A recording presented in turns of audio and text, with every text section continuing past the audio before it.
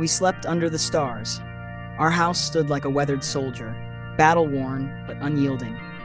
Until that night, lying on my bed, I stared up at the vast expanse of stars peeking through the new holes in the roof.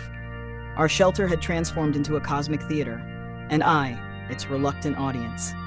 "This is five-star living," I whispered to Robert, whose erratic, thunderous snores resembled a stubborn water pump on its last breath.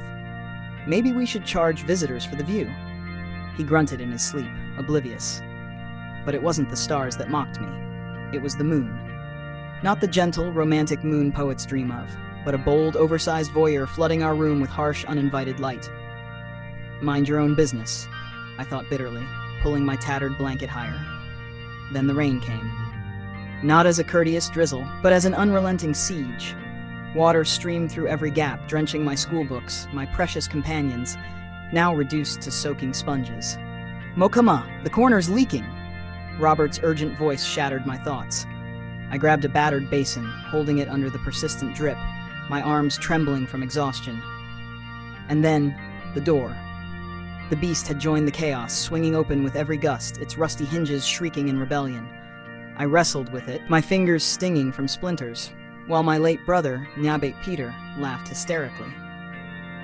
"You're losing to a door," he gasped between fits of laughter, nearly toppling into a puddle. In the midst of this bedlam, our distant uncle Okonu found the driest corner. Wrapped snugly in an old shawl, he muttered something about rain being a blessing and drifted off to sleep, his snores harmonizing with Robert's. Amidst the absurdity, laughter bubbled up. Robert, ever the dramatist, held a pot over his head like a triumphant warrior. "This is how real men train for survival," he declared.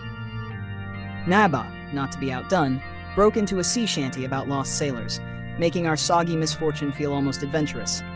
We gave up. "Let the rain baptize us," Robert shouted, arms outstretched, welcoming the storm. By dawn, our house looked defeated, like a soaked scarecrow after a hurricane. The door hung limply, the floor a muddy swamp, and our clothes clung to us like second skin. Yet we laughed. Even as Okonu stretched and yawned, boasting of his undisturbed sleep, we couldn't help but grin. From that day, our home earned a new name, the Stargazer Inn. Damp, leaky, unpredictable, but ours. Who else had front row seats to the stars and a moon that refused to mind its own business?